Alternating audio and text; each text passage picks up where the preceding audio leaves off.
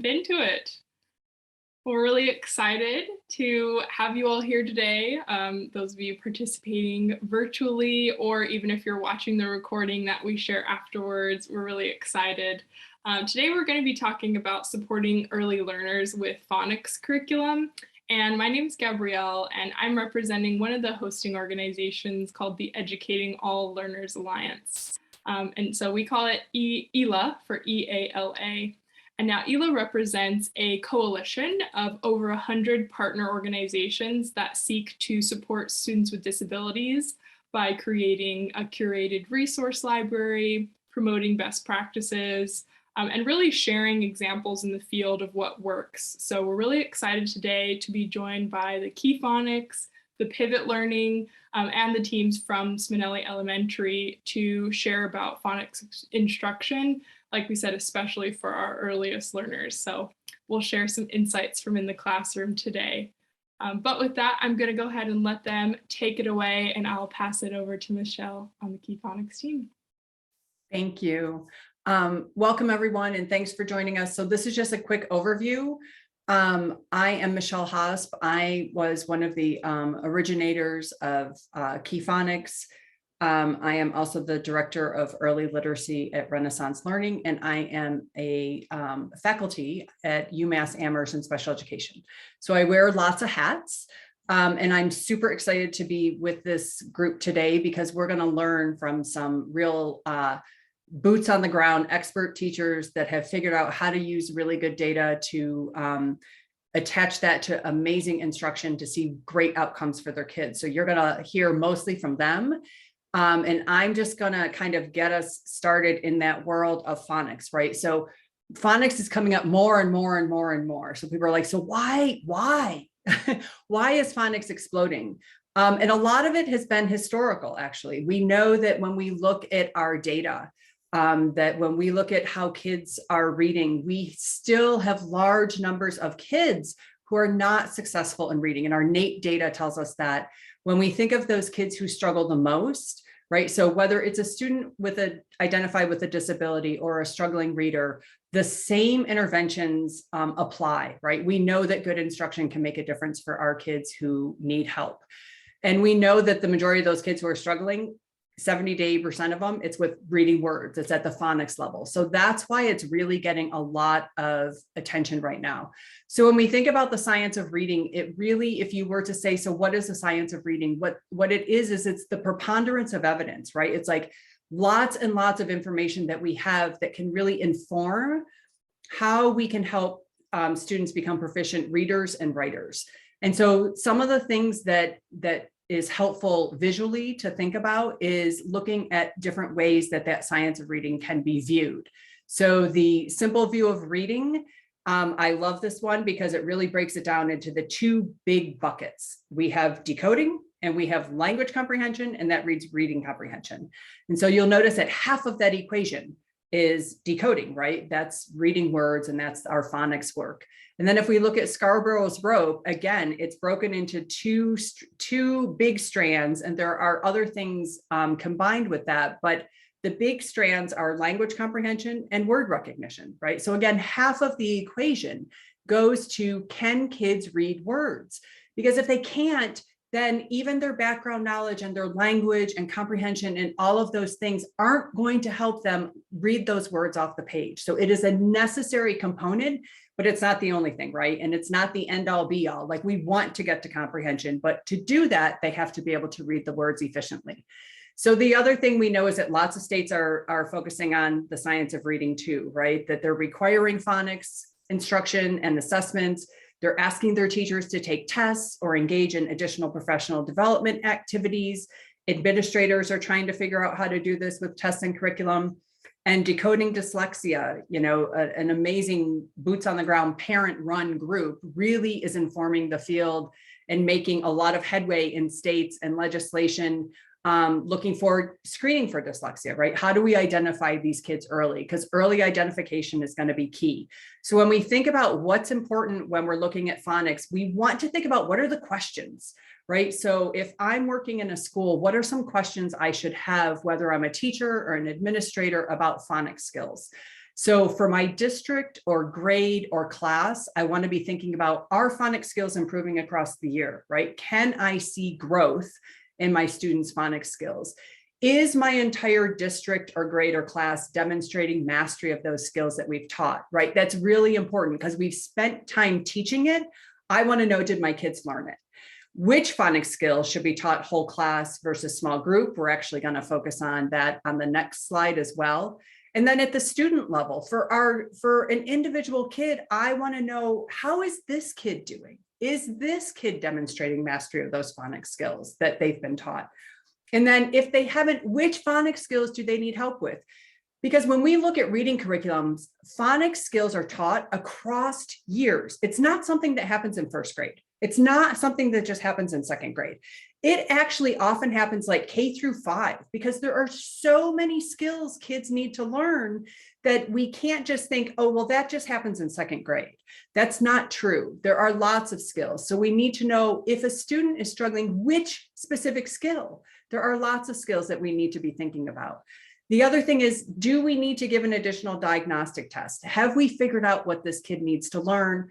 And then also for that kid, are their phonics skills improving over time? Because then we know that our instruction and interventions are really making a difference.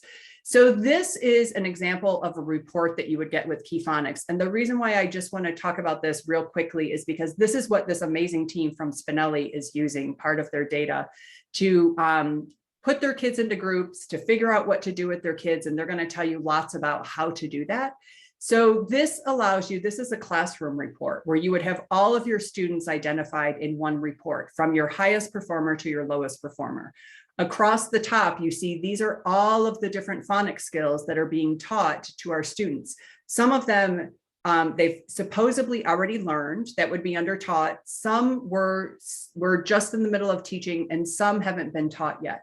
So when I look at these reports, I like to block out the being taught and not taught, because those are things we haven't yet touched on or we're still working on. But I want to look at taught, because remember, these are the skills that kids would have been already received the lessons that we intended to provide them. So it's really important to be able to answer that question. Is this something everybody has learned? Is this something I have some kids that need help with?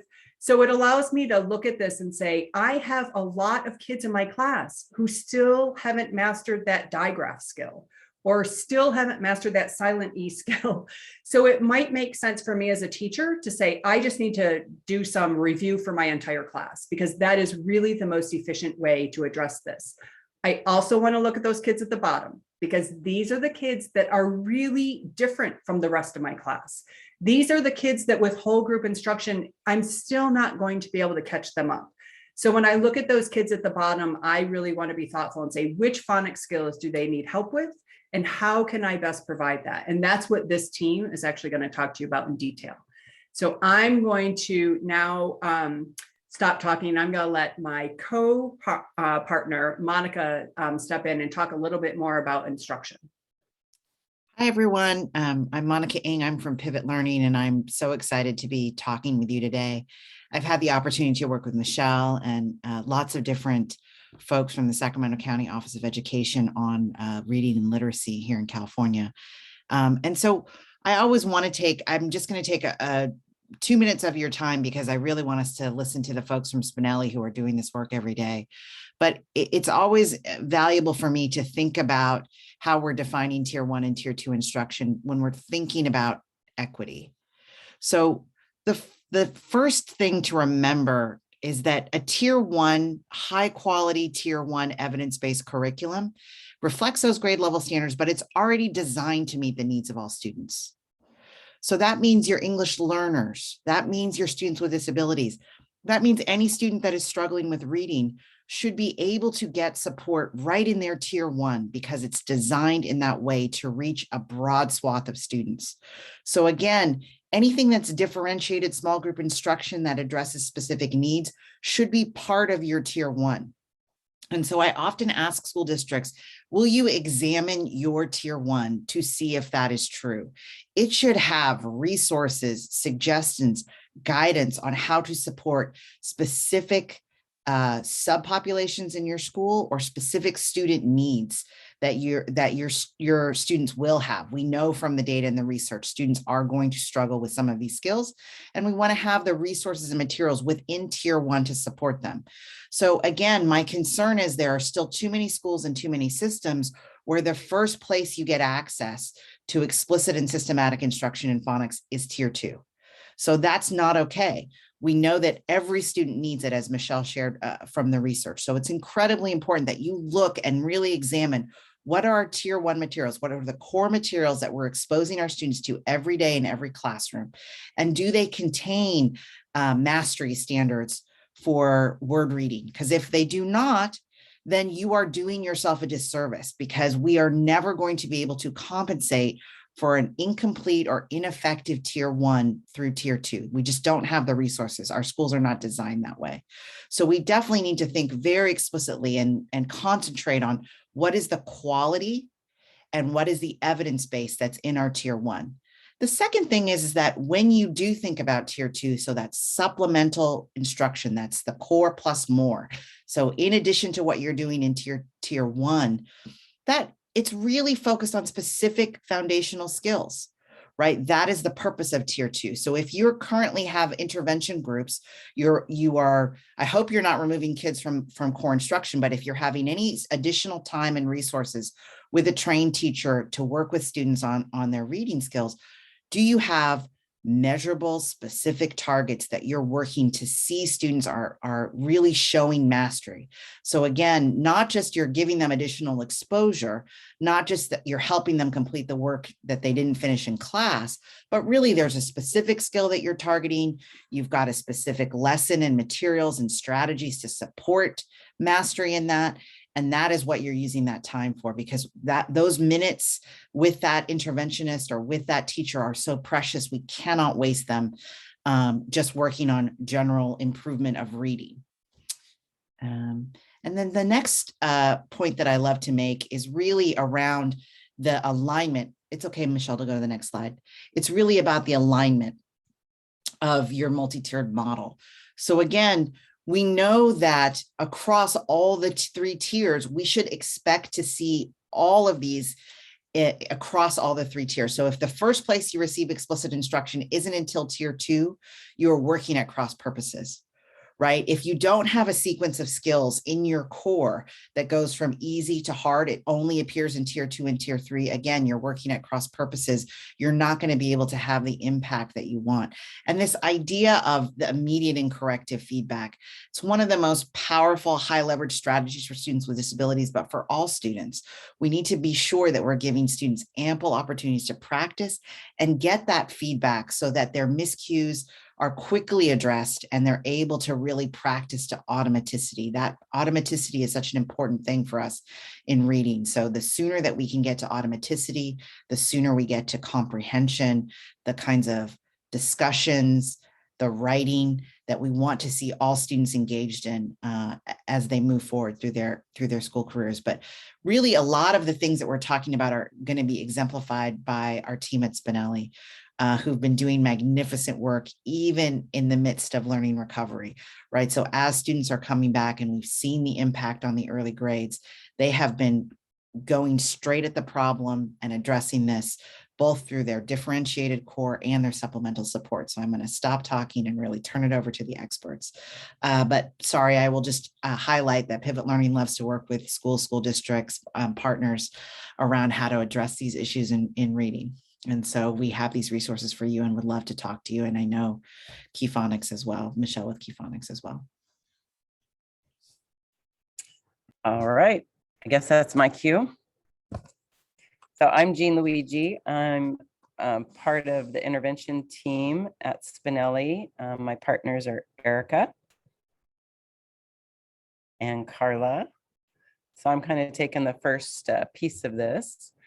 So we have, we were able to add more teachers to our intervention team this year to address the issues from our distance learning. So we had some goals as we got together because we knew there was going to be some big learning gaps that we needed to kind of target. So our goal as a team was to identify these gaps and in reading. And once we identified where the learning gaps were, we wanted to make sure our instructional minutes were spent on explicit, targeted instruction on what the student needed. So I have a friend, Tammy, and she always talks about how we sometimes put all the kids together in a room and say, well, they're sick. Like these kids need help. But you know, we can't just say give everybody an aspirin and then everybody's going to be good. So our goal was to like target what did they need help with. So if they were a kindergartner and they didn't know M, N, and T, when they met with us, we made sure we targeted M, N, and T, not everything else they didn't need targeted. So that was our goal, to target our instruction so we could just really make it explicit. We wanted to make our groups fluid. So once we targeted a skill, that kid, that student was able to practice and master that skill and get the automaticity they needed, they could graduate out and move on. So that was kind of the key. The kids are super excited about that piece.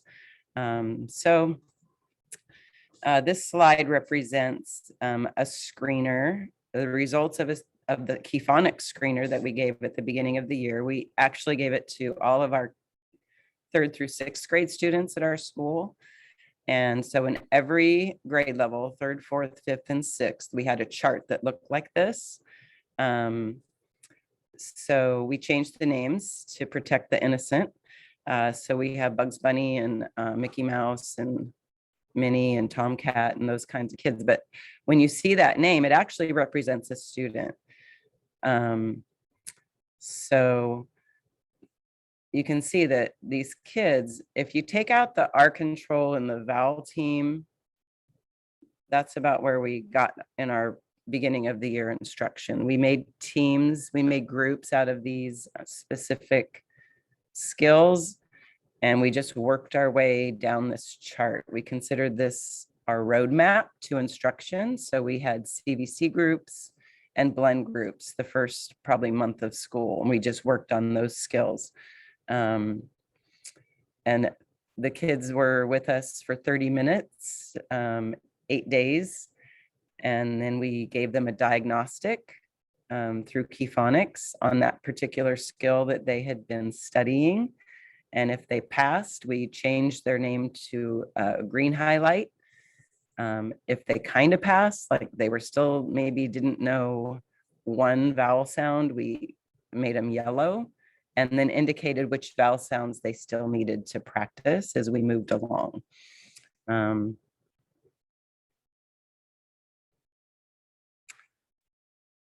We made new groups and then we started over. So it was just kind of a fluid, every 2 weeks, we evaluated if the student mastered the skill, we moved on. If not, they stayed and practiced some more. So it was pretty easy to figure. So when we saw that sequence of skills on the KeyPhonics, CVC, blends, CVCC, digraph, CVCE, we looked at each of the categories and we're like, okay, what do we have in our curriculum that's going to address these skills? So we have Wonders curriculum at our school, in our district. So we pulled from the foundational skills lessons. They come with lesson cards and practice pages that go with the lessons. So in the contents, you'll see like all the CVC lessons. So we pulled all the CVC lessons for 2-3, and believe it or not, our 4-6 kids also needed CVC lessons. So we pulled the lesson cards and the worksheets that went with each lesson, and we built a lesson plan that had 2 weeks of lessons in it that we felt would cover the material needed to address the gap in the learning. Some of the other things we used were the intervention, the fluency, speed drills, things like that. Every teacher has a resource book that they have, and in that resource book, they have fluency reads that go along with the phonics skill. It's not like a leveled reader. It's not some arbitrary fluency read. It's an actual read that goes with the skill you're teaching, the phonics skill you're teaching. Something else we felt was super important was that the teachers on our campus, we all use this instructional routine handbook. So the kids were getting the same routines. It wasn't like we were introducing new routines to them. It was just the same routine they're used to. We just were explicit and direct in the content of our lesson. So when we pulled all this information, all this, our lesson plan, we had lesson cards, which are actually like verbatim what you say to the kids. It's pretty like, and I was new to this because I had been teaching 6th grade for many years, and I became an intervention teacher this year. So I was, I needed to have that card to help me figure out the routine. So we just made these digital folders in our intervention team drive. So I don't know if you can see them, but there's a CVC, CVC. There's all the categories are there. And what we did is we put the lesson plan in there. So if you opened one of those, this is an example of what you would see if you opened our CVCE folder. You can see there's a CVCE plan for 2nd through 3rd grade, and there's a CVC plan for 4th through 6th grade. On the first page of the slides, it tells you where we pulled all the material from. And then the next slide, Erica is going to take you through an example of a lesson. So good morning, Erica. Actually, it's afternoon here. Erica Olmstead, I am an intervention teacher here at Spinelli. So the next slide will show you kind of what our lesson looks like, and it's set up. We teach the sound spelling so that the kids understand explicitly what sound spelling we're working on. So long A is the A blank E, the long vowel sounds, those kinds of things. So we initially start with just blending, showing them the words that with that spelling, and then they write the words. And then we move on and they get to, oh, you move the slide on me there. Back up one.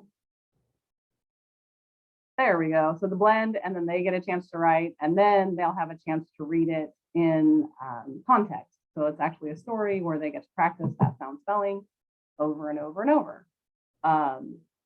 It seems like it would be overkill for them, and we kind of thought, oh my goodness, it's a lot of this particular sound spelling. But the kids actually respond to, oh, I know that sound spelling, and then they start like, oh, is that the one that's this? Is it A blank E? Is it, you know, AI? What sound spelling am I looking for? So they start keying into that. The next page actually shows some of the sample worksheets that the kids are able to use so that they can take that sound spelling and then put it into practice. And the next page has a passage where they get to practice the A blank E mixed in with the short vowel. And then the next one should also be another passage where they get to practice. And then when they come back the next day, we have kind of the same routine where they get to build the words, and then they'll write the words, and then they get to read them into a passage. So they're practicing writing it, they're practicing reading it, they're practicing talking about it, sounding them out, blending, those kinds of things. So this goes on for that 2-week period that Jean was talking about. And then we go again and start using the diagnostic to make sure that they're understanding that sound spelling. So the next couple slides are also kind of how that lesson works for us. The build, write, read again. And then the next page has another practice page. And then the next one is a passage that they practice again. In this case, we actually have them in page protectors, like this passage. They'll have it in a page protector, and they take highlighters and they go through and find the sound spelling in the passage and then go back and read it. And then we do some fluency exercises with that as well. Next page also shows kind of some more sample pages where they can practice the sound spellings. And then there's also some speed drills that we have included that the kids get to practice saying those words over and over, which I think is the next, nope, yep, passage, and then the next one and the next one, there you go. Where they get to practice saying the words. So as you can see in the speed drill, it goes from a short to a long to a short to a long. So practicing seeing those things, recognizing that sound spelling. And then the next page is also a speed drill. And then the final page is, this is actually a copy of our file cabinet that shows where all our lessons are kept, so that when we're teaching either third or fourth or fifth, you know, CVCE, we know where to pull lessons from, and all three of us teach exactly the same way, so the kids aren't lost. They know exactly, even if they change groups or move into a different person, we do it all the same way, so it stays consistent. So I will pass it off to Carla. Hello, I'm Carla Rucker, and I'm also an intervention teacher here at Spinelli. And what we did is, after about 3 months of teaching these little friends, then we gave them a middle of the year screener. And as you can see, there is a lot of blank spaces on this. And what the middle of the year screener also helped us with is, did they retain the information? Maybe they had, you know, we had taught them CVC in September, and here it is December. Did they retain that information? And most of them did. We did have a few friends on here, Petunia, who had graduated all of those areas, but now is back on our list. We also had Princess Tiana and Jafar, who are new to Spinelli, so we added them onto our list as well. And then this just gave us an opportunity to just dig a little bit deeper. Like, for instance, on digraphs, we might have dove even deeper into like a pH instead of just all the digraphs. So we could really, you know, pinpoint which one it was that they needed. We could also combine groups, and you know, we did not get to the R control or the vowel team. So maybe some of these friends needed just a little refresher course. And so we could, you know, again, teach them in smaller groups, more consistent, more specific. And then the other thing to note is we only gave the middle of the year to the people that were on the initial list at the beginning of the year. We didn't give it to the whole class, so the whole school. If you go to the next slide, you can kind of see a side by side where we started and, you know, where we ended, which is, you know, it speaks for itself. So it's great progress, and, you know, it's very clear. We know when they passed it, what they worked on, and skills that they, you know, still need to work on.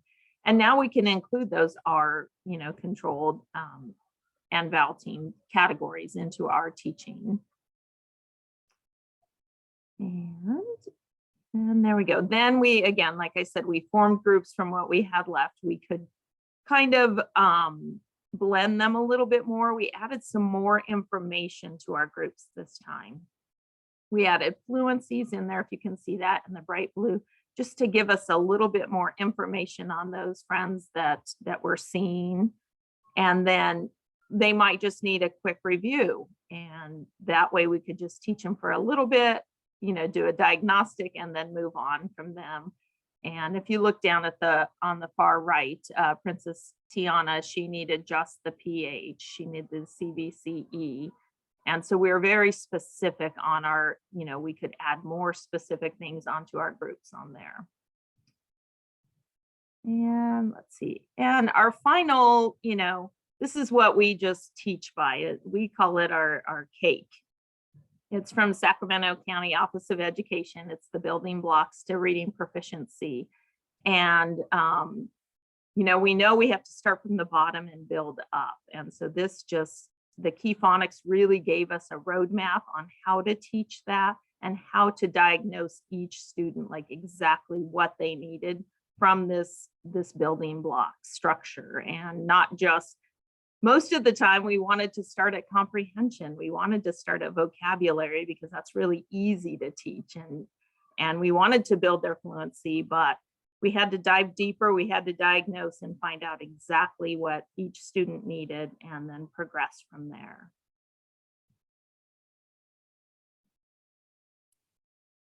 Awesome. Thank you so much. And thank you for the Spinelli team for doing the walkthrough. Now, I know we are sensitive on time, and I do, of course, want to respect you all, of course, since you're in the classroom and you're in the school building. But I'd love if you could all maybe answer one question. What are your personal recommendations for, say, a fellow interventionist, or even maybe a teacher in the classroom who is balancing the responsibilities of maybe both the educator and interventionist role? What would be your recommendations to them on approaching, how to identify what skills students need and then building those consistency habits that you mentioned? Feel free to answer, any of you.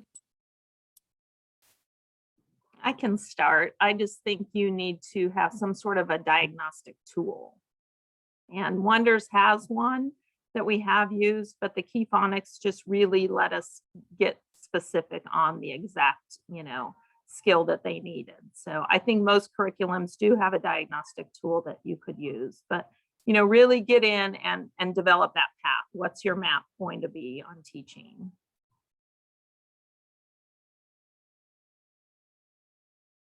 Awesome. I feel like you all have a consensus on that. Well, I'll go ahead. I'll pass it back to Monica and Michelle if you all wanted to share, where people could find more information about your teams again.